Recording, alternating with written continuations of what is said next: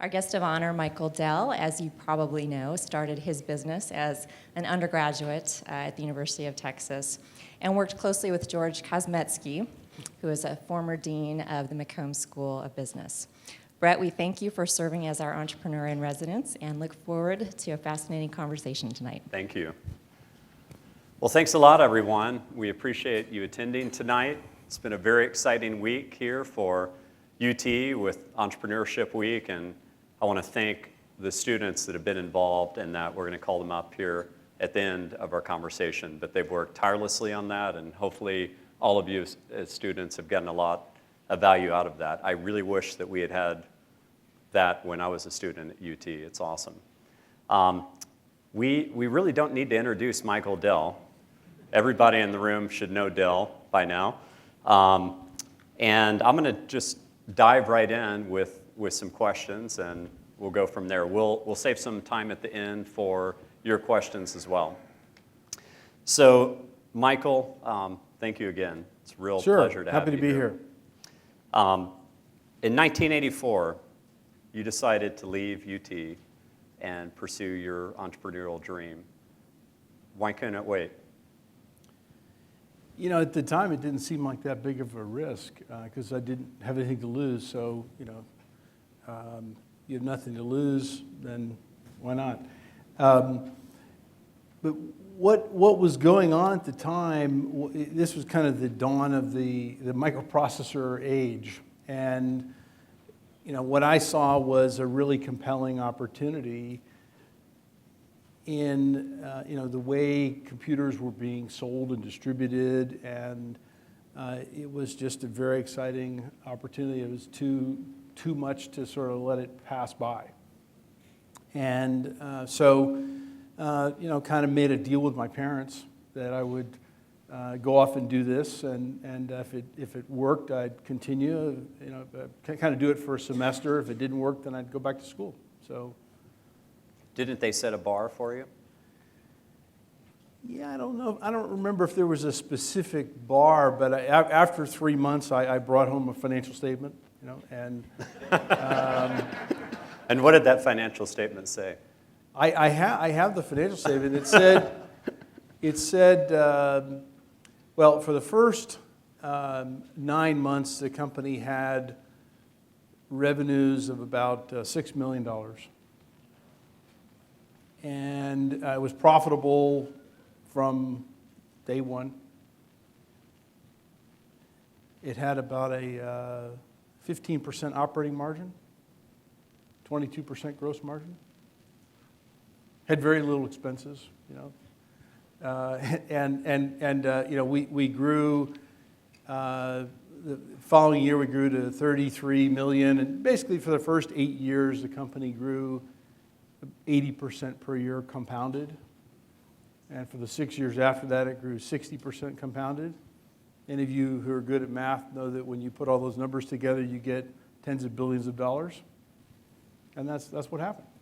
There were a few more details, a little bit. Required to make it all happen. I think you hired a couple of people. Yeah, we hired a bunch of really smart people. We introduced a number of fantastic products and services. We expanded around the world, all sorts of great things. But the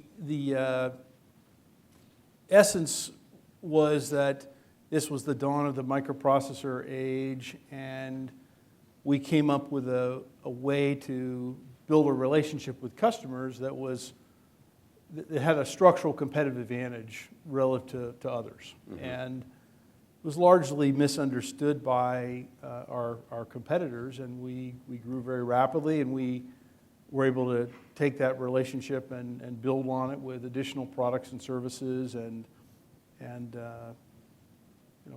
build the company from there. So a lot of students on campus are attempting to start a business now, and some of them are having a lot of success. Not 9 million in 9 months type of success, but quite a bit of success. And you got to adjust for inflation. Yeah. Well. Okay. Well, I was actually talking about the other direction. I wasn't saying like 15 million and then adjusting. Just kidding. Yeah. So, but they come to me for office hours in this role, and they ask me, should I drop out? And actually, I use you as an example. I hope you don't mind. And I talk about your story a little bit and how your parents gave you that challenge. I say, like, if you start to make revenue in any significant way, then you have to seriously consider it. But before then, you don't. But of course, Mark Zuckerberg didn't have that path. He didn't have any revenue, and he still dropped out. How do you think about that if you're a student? Well, I get angry letters from parents sometimes about this, Right. so have to be a little careful. And you're a parent yourself. I am, yeah.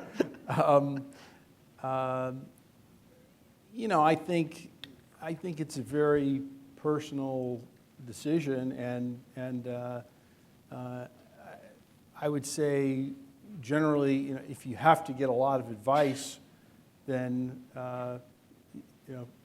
maybe you shouldn't do it, right? I mean, you kind of have to know it inside. Right. And you're not saying if they come to me, then they shouldn't be entrepreneurs. No, Okay. I think that well, at least for me, it wasn't something that if I had gone and asked for advice, people probably would have said, "You're nuts. It'll never work. Don't drop out of school, et cetera." So, that I wasn't motivated by what other people thought. Mm-hmm. Yeah. Okay. Fair point. How do you think? I mean, you started out as an entrepreneur in 1984. What are some of the big ways you think it's changed since then? Well, there's a lot more infrastructure and kind of resources, and Yep. Startup labs and incubators, and A lot cheaper cost too with cloud. Sure. I mean, the ability to kind of commandeer resources, much more easily, and great thing we have in this country is we have a culture that accepts and embraces risk, right? And entrepreneurship is a big form of that. And you look at job creation, the overwhelming part of job creation in the economy comes from new and emerging businesses. Mm-hmm. It's not as well recognized by governments as it really should be. Because they're sort of saying, well, hey, where are all the jobs? Well, the jobs are created by new and emerging companies. Mm-hmm. A lot of countries actually have smart people. More and more countries have capital. Not all countries have a culture that embraces risk and allows for experimentation and, importantly, treats failure in a way that causes people to continue to want to do new things.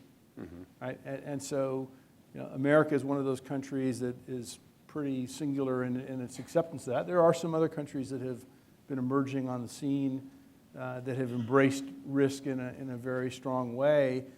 But that's an important part of our culture. And certainly the resources and sort of things that would help a business get started are pretty substantial now. Mm-hmm. Yeah, I totally agree. If you could go back in time, so if you could go back to 1984, what would you tell your 19-year-old self as a student that you know now? There's a whole lot around developing leadership capacity and developing a team that I did not know about. Mm-hmm. And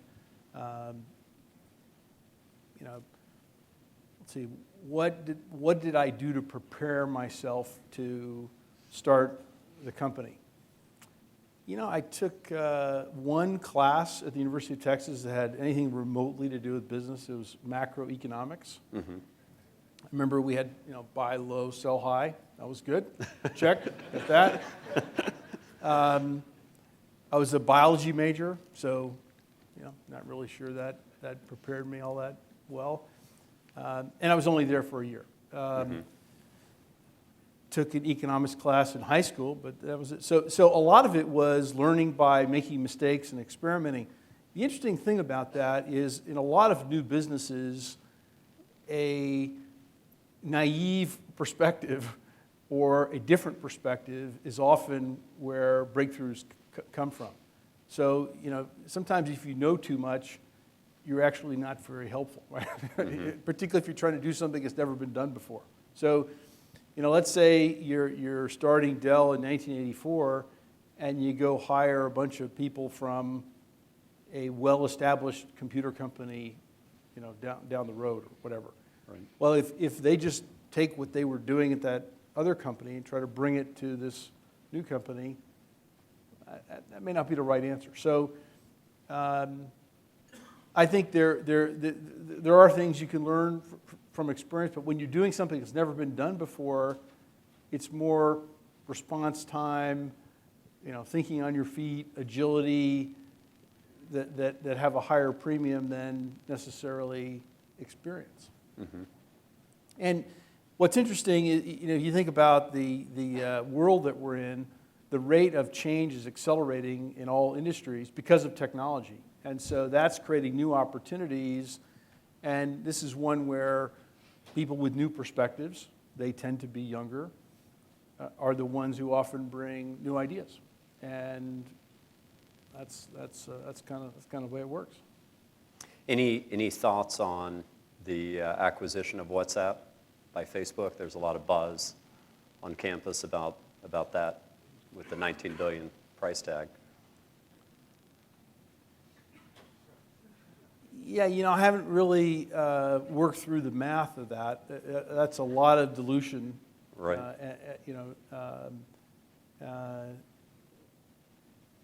And I think whenever you're in a very exciting new space, the valuations are very tricky. So if you think about step away from technology for a second, at least the part we're in, and go over to biotech. A new drug comes out, and nobody's really sure whether the drug is going to do something amazing or do nothing at all. Well, what's it worth? It's worth anything between $0 and $20 billion. Pick a number, right? And it could, oscillate around that 0 to 20 billion on any given day based on news and rumors and all sorts of things. So I think you can have everything from a bubble speculation to more sort of bottoms up, cash flow type models.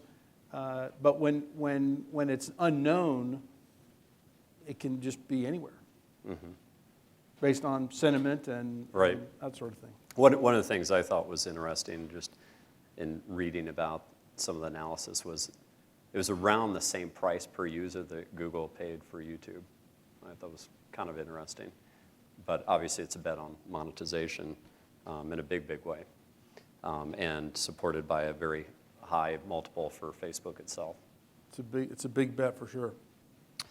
So let's talk a bit about Dell's future. I think the most amazing business story in Austin last year was the fact that you completed the largest leveraged buyout in history. Why did you choose to do that? Why take it private? Why not continue to stay a public company and continue to make the changes for the company as a public company? So we were a public company for 25 years. Yeah. Stock appreciated 13,500% during that time, 27 times greater than the S&P 500 during that 25-year period. It's pretty good if you happen to be a shareholder.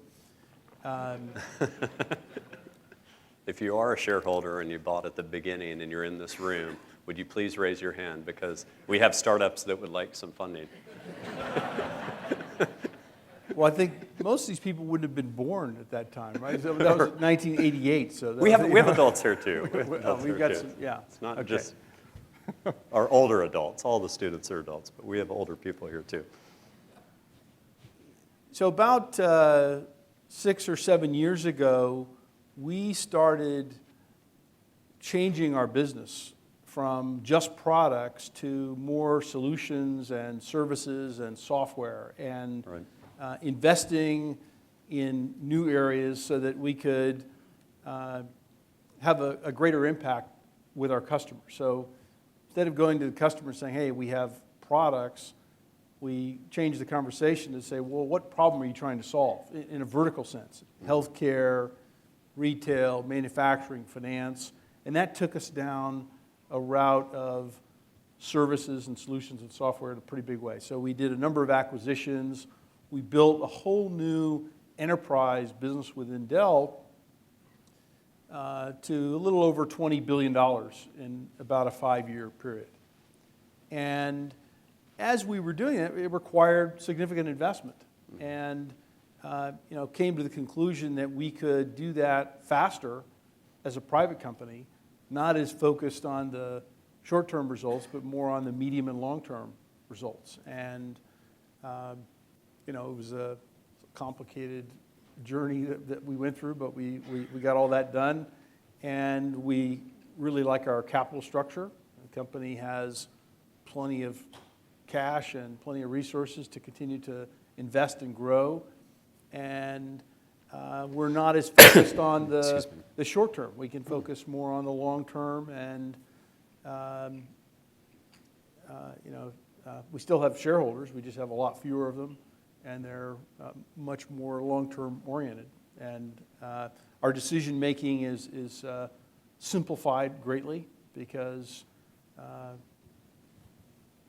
it's kind of like it was when I started the company in terms of the number of people involved in the center of the company. So it allows us to really dedicate our energy to our customers. So 100% focused on our customers.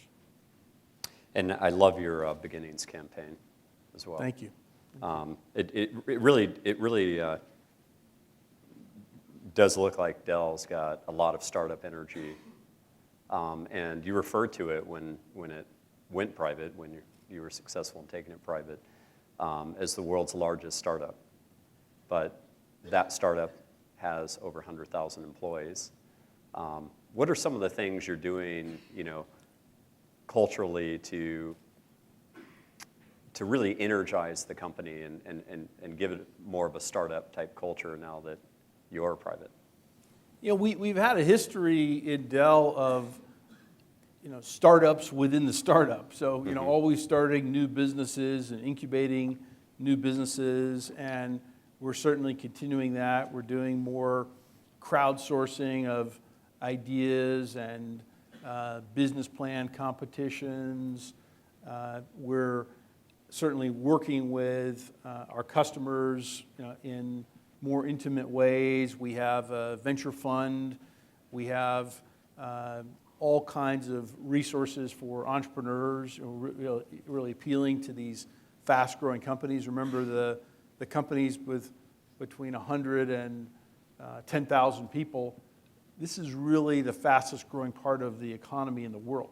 And so we like that, designing products around those customers. So public companies often fall into what I refer to as this 89-day planning cycle, where you're thinking about the next quarterly reporting period. Well, as a private company, we're not doing that, right? So we get to think about our business in a much longer horizon, and that's very energizing to our teams, and spending a lot of time thinking about what are the innovations that are important to our customers in cloud, mobile, social. There's big challenges in security. Cyber is a huge topic for our customers. Right. I was in New York the past 2 days with some large banks, and these customers are really getting attacked in a significant way. You saw what happened at Target. What's interesting about that, as we've learned, the Target breach came from their HVAC vendor. Okay, so guys going to work on the air conditioning equipment in the company had no idea that they were bringing bad code into the company. Their company had been breached. And so, you know, the attack vectors are very complicated, and we've created a business within Dell where we're, you know, in the upper right of the Gartner Magic Quadrant. You know how valuable that real estate is, where we're managing the firewalls for, you know, the largest financial institutions in the world, companies with lots of intellectual property, pharmaceutical companies, air traffic control, nuclear power plants, all kinds of critical infrastructure. And the number of attacks is staggering. So, you know, in the last year, we protected our customers from 1.06 trillion intrusion events in 249 countries. You know, the numbers are just growing at an astounding rate. So cyber is an area where, you know, customers have real challenges and real needs. What are some other trends that are really exciting to you? Very excited about this idea of the data economy. You know, IT is roughly a $3 trillion industry. You know, how does it go from 3 trillion to 4 trillion to 5 trillion? I think it's the data economy. And what do we mean by that? All of the information that is out there, you know, there's lots of it, and of course it's growing at a faster and faster rate. You've heard about big data, you've heard about the Internet of Everything, and all this equipment being instrumented. The cost of collecting data comes down. Retailers, industrial automation, you know, any kind of you know, equipment is creating lots of data. Well, how much of this data, or even the data that companies or organizations store, is actually being used to create better outcomes or better decisions or better results or better anything, particularly in real time? The dirty secret is almost none of it, right? So that's a huge opportunity and an expansion of kind of competitive capitalism, and an area that is hugely interesting to our customers. If you take in a healthcare context, you know, we are the largest provider of healthcare IT systems, and you know, we build and implement health information systems, systems that link doctors and the hospitals that they practice at, evidence-based medicine systems, all kinds of payment systems. And one of the systems we built is a archive of medical images. And of course, imaging continues to expand as you get greater resolution. You can see more. We have 7 billion images in our medical archive. We're serving 9 out of the 10 largest healthcare systems in the world. Now, what's really interesting is when you start to overlay on top of that predictive analytics. So now you have a doctor in a remote place in the world. Maybe it's a great doctor, maybe he or she are having a great day, but maybe not, right? and so how do you give that doctor the best information in the world about what they're looking at? So you can say, hey, there's a 90% chance based on what we interpret that it's either this or that. You know, you got to go test for this because we're interpreting from this data information that you know, could be helpful to this doctor. So predictive analytics is a very exciting area, and you know, we've got some technology and investment, you know, going there. I think the data economy quickly gets vertical. You know, there aren't necessarily singular tools that you can say, oh yeah, just put your data in here and everything's fantastic, right? Sure. Because data is incredibly specific to an industry, a particular mode of operation, or what you're trying to do. But the amount of data that's being created and the opportunity to really put it to great use, I think that is an enormous kind of positive factor in the economy, and certainly for the IT industry and for Dell. It really strikes me that there's not a lot of people, the layperson, that really understands how diversified Dell is and how much it impacts so many different industries. And it's a pretty different company than it was 5 or 10 years ago. Right. I mean, we have significant business now in IT services, in software with systems management, data protection, cloud data integration. So, for example, you might have heard of the One World Airline Alliance, where all these airlines in the world hook up their systems to share miles and incentive programs, that kind of thing. Well, actually, this is a very difficult IT problem if you imagine how archaic these airline systems are. But Dell has a product called Boomi that links any-to-any systems together. So cloud systems, legacy systems, and we also have a social element to it. So let's say a customer is trying to link up Concur with Oracle, or Microsoft Dynamics with Salesforce.com, or make up any two things you want to link together, or three things. Well, it turns out it's not the first time that's ever happened. In fact, it's happened thousands or tens of thousands of times. So our engine will suggest the data mapping for those two tools. 99% of the time, it's exactly what the customer wants, and within almost no time, those systems are now linked with cloud data integration. So we're certainly it's a very different company than 5 or 10 years ago. We're still in the product business, but expanded much more into software services in a vertical sense, and importantly, solutions. So, how do you actually create better outcomes for the customer? Requires a deeper understanding, and we think it requires a combination of hardware, software, and services together. So you touched on social for a bit, and that's a favorite topic of mine.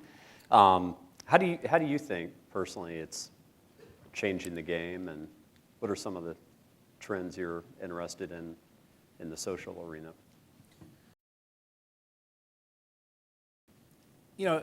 I kind of see it as part of a broader theme where you really can't do anything unless you're good at IT, right? and sales, marketing, customer relationships are absolutely being positively impacted by technology. So you think about the conversations that companies have with their customers, and we have 2 billion conversations a year with our customers. So we created a social media command center that you've seen and got a sense for. Very cool. We actually now have that as a service. So we'll do that for other companies that want to begin to understand that information, and how do they become a more responsive company, a better listening company, with that kind of information. So I think there's tons here. It's totally changing marketing and selling, and of course media, because companies that have are in tune with their customers have the opportunity to actually create their own media properties. Their website are media properties, other forms of interaction are media properties, and you effectively sort of disintermediate the traditional media, but you have a much richer conversation. And that's all game-changing stuff. And if you can accelerate the speed to innovation and listening, so that your products, your services, your processes become better, based on all that input that you're getting, we call it big ears, then you're going to become a better company. Yeah. No, I've seen it. I've seen it time and time again where Bizarre Voice clients get access to data that they haven't had access to. They haven't had that ability to listen, and it really is transformational for the business. And it's done on a scale that wasn't possible before. Exactly. I mean, it's great when an individual person, has a relationship with a given customer or set of customers. That's fantastic. But how do you actually take that knowledge around the world? And if a fantastic idea, occurs in, Dell Japan, how do we get that to Dell Finland and to Dell Abu Dhabi and Dell South Africa and Dell Philippines and very quickly. Right. Let's talk a bit about community, because we're it's almost impossible to get in here. South by Southwest is going on, which has grown into a huge spectacle for Austin. Austin was very different in 1984 when you started Dell. But still, thinking back to the beginning of Dell, what role did Austin play in your initial success? Well, I have my belief is that if you find any great company in the world, you will find a great university very close by. Mm-hmm. There's no company in the world that breaks that rule. It's not possible to have great companies without great universities. And so we're very fortunate to have the University of Texas here in Austin, and it's been a wellspring of talent and one of the many great attractors. As we grew, we certainly hired lots of folks who were coming out of the university, but importantly, we hired people who had been to Austin but then couldn't find jobs. Because, believe it or not, there was a time where, you would go to the University of Texas, but there were no jobs in Austin, so you had to leave. But you always wanted to come back. So when there were jobs, it was very easy to get people to come back. And then, of course, UT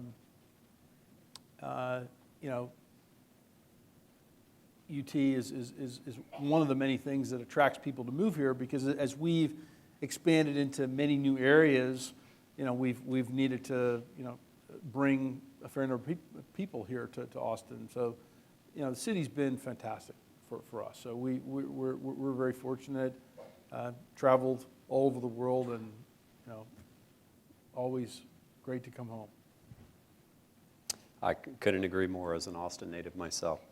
I'm not a native. I know you're not a native. Got here as fast as I could. You got here. You got here pretty quick, and stayed, which is more important.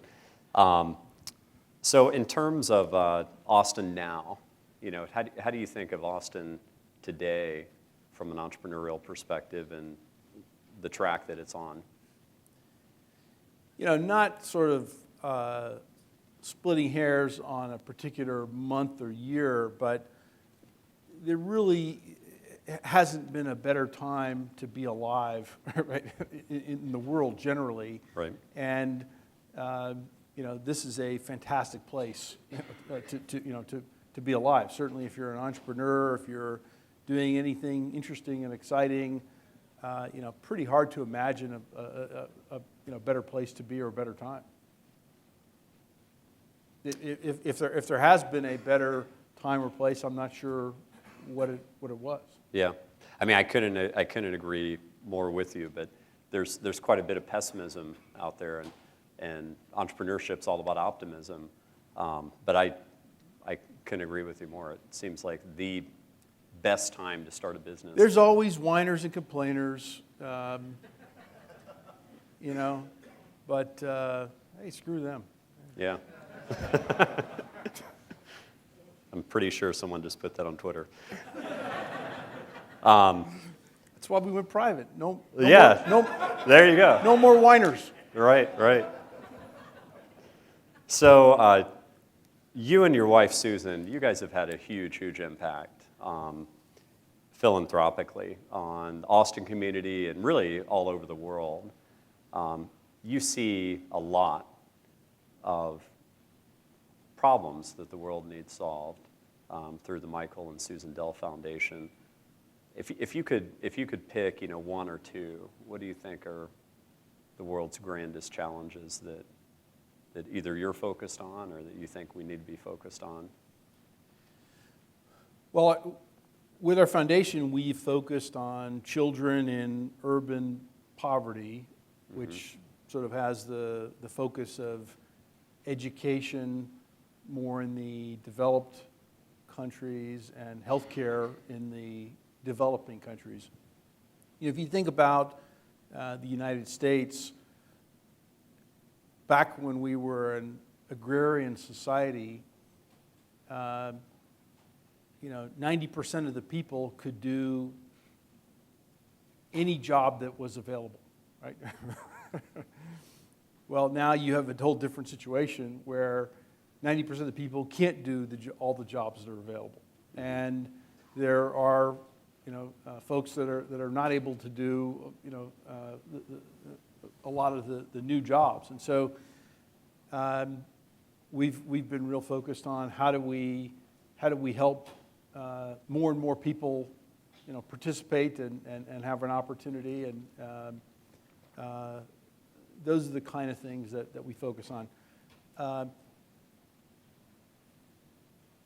And there's, we've taken a lot of the lessons from Dell in terms of results orientation and wanting to get a good return on our investment, and applied that to philanthropy.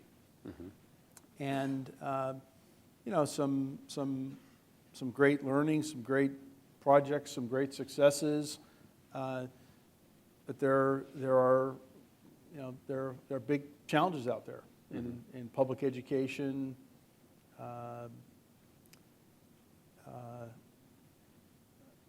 But there's some very good progress going on. Not just by our foundation, but lots of great work going on out there. Definitely. Why did you choose the medical school as one of your projects? Well, I'd say we've done some projects in Austin that are not directly in the core of the foundation's long-term mission, really because we live in Austin and we love the city. Our family has had a deep connection to the medical community for a long, long time. I was supposed to be a doctor. So I figured this is the best I could get, is to have a medical school. Do you get an honorary degree, at least for setting up the medical school? Public universities do not give honorary degrees, so that's fine. I'm not too worried about that. But UT Austin has needed a medical school for a long time, and it kind of has stood out as an issue not having one. And there are other things that will happen in the UT Austin ecosystem in the next 20 or 30 years that'll be as or more impactful. But this is clearly an important next step for the university, and we're very excited to be a part of it. There were lots of folks that had a big role in making this happen, but it will be a magnet for talent and economic activity that I think will just be a fantastic addition to the city. It's going to be amazing, and really was outside of Dell going private, I think, the biggest news story of last year for Austin. We made the announcement about the Dell Medical School, and we had the announcement at our foundation, and we had this announcement. There was a reception afterwards. Well, right after the announcement, poof, I'm gone, right? Off to the airport to New York, and I went in this kind of marathon negotiating session, and it was over Super Bowl weekend, and it was the Super Bowl of negotiations to take Dell private. And, Yeah. and ultimately, we got all that worked out, but it was a crazy time. The intensity. Yeah. Well, and you got through both successfully. Hey, giving money away is easy, let me tell you. I mean, but doing it well is hard. The negotiation on taking Dell private, that was Right. quite the adventure. Well, Michael, on behalf of UT, want to thank you so much for doing this tonight. It's fantastic. Sure, thank you.